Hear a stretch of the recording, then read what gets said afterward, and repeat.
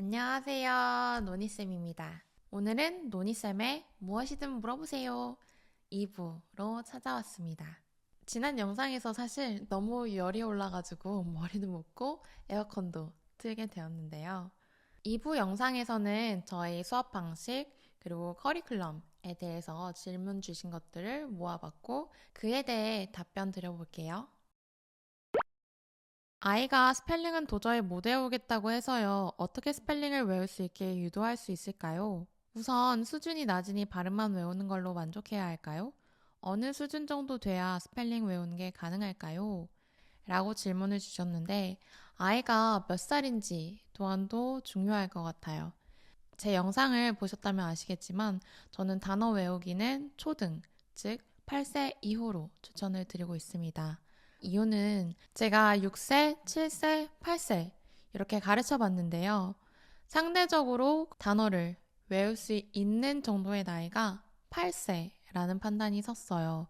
그 이전에는 조금 이르기도 하고 아이들이 굉장히 많이 힘들어 하더라고요. 그래서 여기서 말씀 주신 것처럼 7세나 그 이전 같은 경우에는 발음만 외우는 걸로 대체를 하기도 했었습니다. 헌데 왜 8세부터는 단어를 외우는 것을 추천하느냐 하면 사실 우리가 초등학교 입학하는 나이잖아요.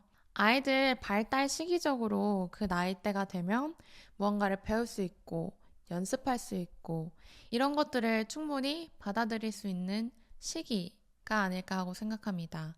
실제로 요때 시작한 아이들은 큰 어려움 없이 단어를 외우기도 하고요. 단어를 너무 외우기 힘들어한다 라고 얘기를 했었는데요. 사실 뭐 한 개, 두 개, 세 개 정도는 얼마든지 어렵지 않게 외울 수 있다고 생각을 하거든요. 예를 들면 but, but 아니면 뭐 1, 2, 3 할 때 3 이런 단어들은 하나를 외우더라도 크게 부담이 가지 않을 것 같아요. 그리고 실제로 저희 1학년 뭐 8세 친구들도 큰 어려움 없이 외웠었습니다. 뭐 또 다른 예시로는 to, too 라는 단어도 있고요. 이렇게 쉽고 짧은 단어들 한 개에서 세 개 정도로 시작하면 아이도 부담을 갖지 않고 사실 이때는 단어를 외우는 게 중요한 게 아니고요. 단어를 외우는 방법을 습득하는 게 조금 더 중요합니다. 즉, 이 단어의 뜻을 배운다기보다는 단어를 외우는 방법을 익힌다 정도로 생각하는 게 아이도 엄마도 조금은 더 한결 마음이 편할 것 같고요. 이렇게 해서 아이가 어느 정도 적응을 한 것 같으면 그때 딱 한 개씩 늘려주는데 엄청난 호응과 칭찬이 반드시 동반되어야 합니다. 우리가 단어를 처음 외우고 처음 시험을 봤을 때 아이를 정말 긍정적인 보상과 칭찬과 기분이 좋게 해주면 사실 그렇게 거부 반응을 많이 보이지 않아요. 도리어 다음에는 신이 나서 더 하겠다는 아이들도 많거든요. 그래서 이러한 긍정적인 보상들도 적절히 잘 섞어서 진행을 해주시면 좋을 것 같습니다. 초일 아이 파닉스랑 사이트워드 조금 하고 손바닥 리더스 더듬더듬 읽고 있어요. 음독은 1분 내로 5번 추천해 주셨는데 아이는 읽는 모든 책을 음독하고 있어요. 저도 잘 읽는지 확인 겸 음독으로 계속 진행 중인데 이렇게 하니 아이가 금방 지칠까 걱정돼요. 초1 이제 막 읽기 시작하는 아이의 커리큘럼 좀 상세히 부탁드려요 라고 해주셨는데요. 우선은 우려되는 부분은 아이는 읽는 모든 책을 음독하고 있어요 라는 부분이에요. 이게 아이의 자의로 하고 있는 건지 타의로 하기 싫음에도 불구하고 하고 있는 건지가 중요할 것 같은데요. 하기 싫은데 엄마가 시켜서 억지로 하고 있는 상황이라면 오래 가기는 조금 어렵습니다. 하기 싫다고 버티는 순간이 올 텐데요. 그때는 어떻게 하실지 미리 생각을 해 놓으셔야 할 거예요. 말씀 주신 것처럼 분량이 많아지고 로드가 많아지면 지칠 수밖에 없습니다. 초등학교 1학년이라고 했을 때 몇 분 정도의 분량을 읽는지는 잘 모르겠는데요.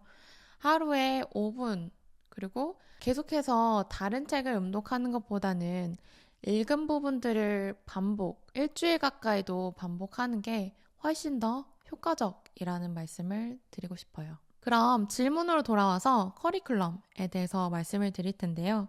적어주신 부분들 다 잘 이해를 하신 것 같아요.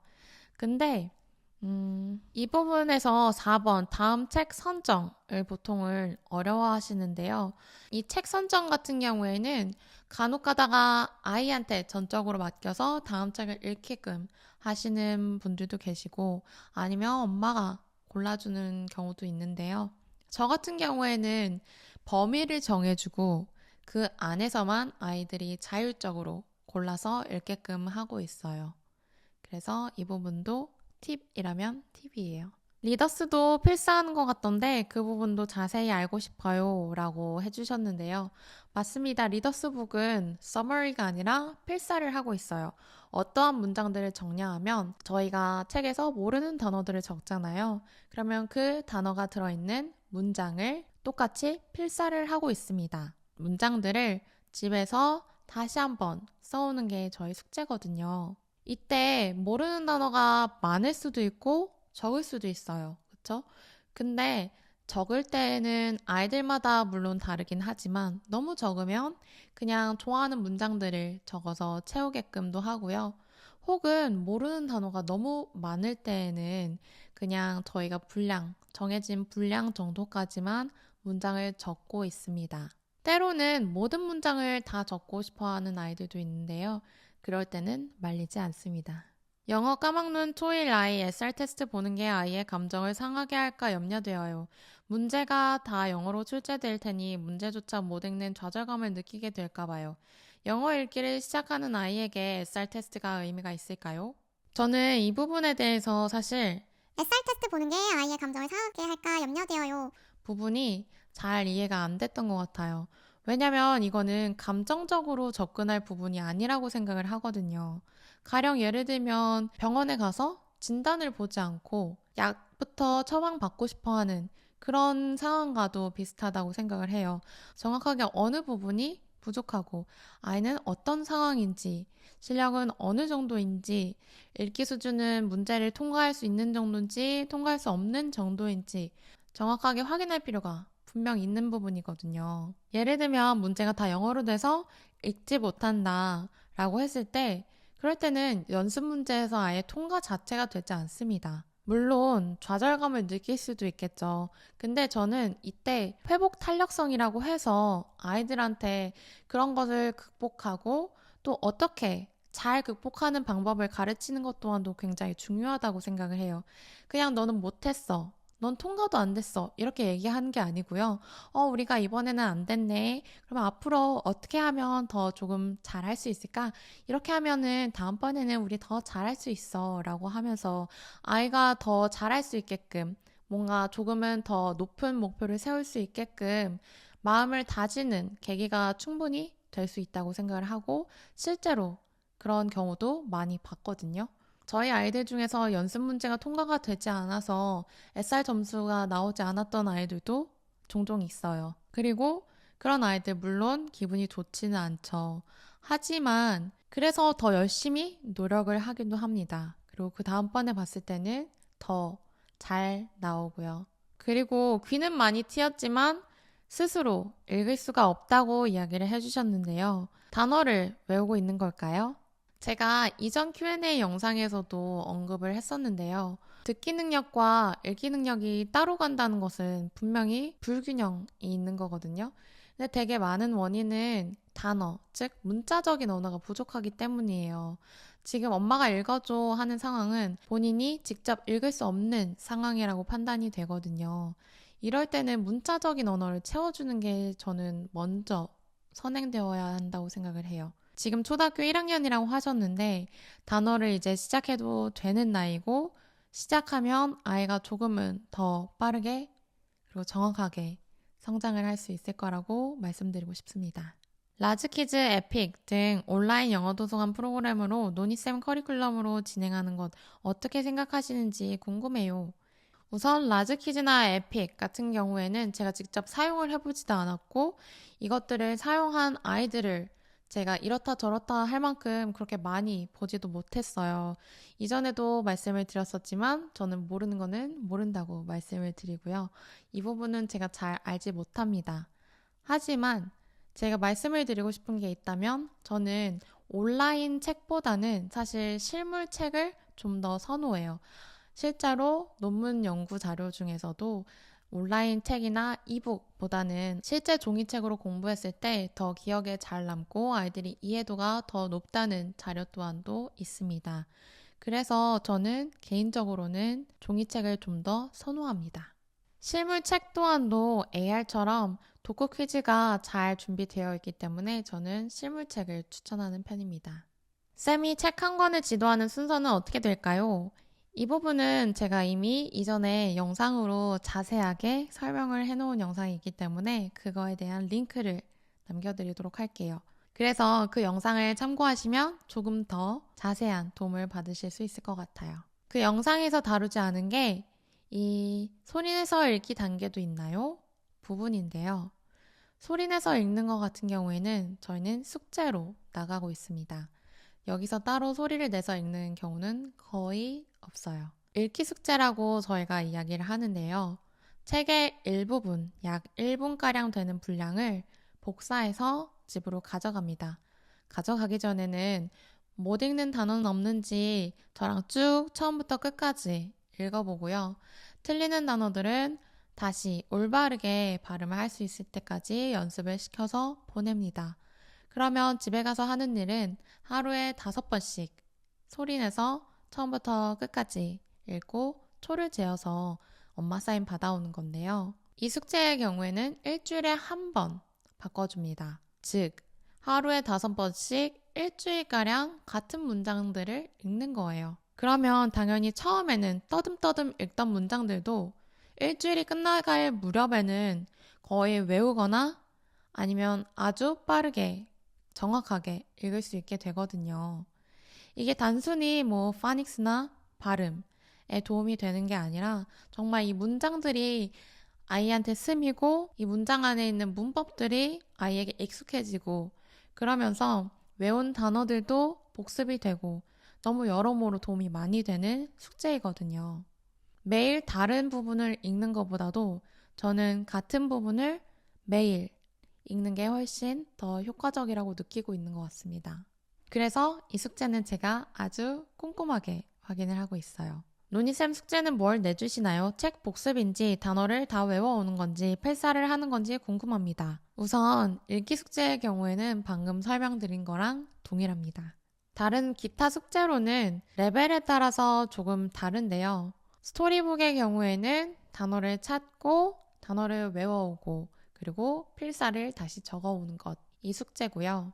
챕터북 같은 경우에는 단어 뜻을 찾고 단어를 외우고 summary를 적어오고 이전 summary 첨삭받은 것을 다시 rewrite라고 해서 정확하게 고쳐진 문장으로 다시 써오는 게 숙제예요. 간단하죠? 노니쌤 학원에서 쓰시는 노트 자세히 보고 싶어요 라고 해주셨는데요. 노트는 조금 이따가 사진으로 보여드릴게요.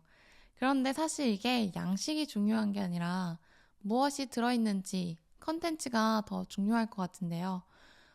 말씀 주신 것처럼 모르는 단어들 그리고 그 단어가 들어있는 문장들이 주된 내용입니다. 그렇기 때문에 뭐 이 노트의 순서라던가 어떠한 배열이라던가 이거는 크게 중요하지 않은 것 같아요. 줄만 있으면 다 노트로 활용할 수 있습니다.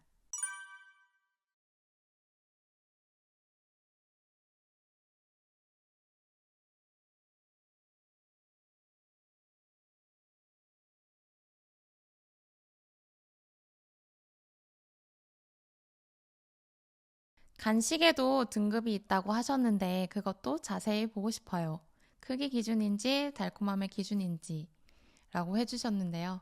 너무 귀여운 질문이라서 저도 정성스레 준비를 해봤습니다. 간식은 그때그때 바뀌어요. 들어오는 물품이 다를 때도 있고 잘 들어오다가 여름철에는 초콜릿류는 수입이 되지 않는 경우도 많습니다.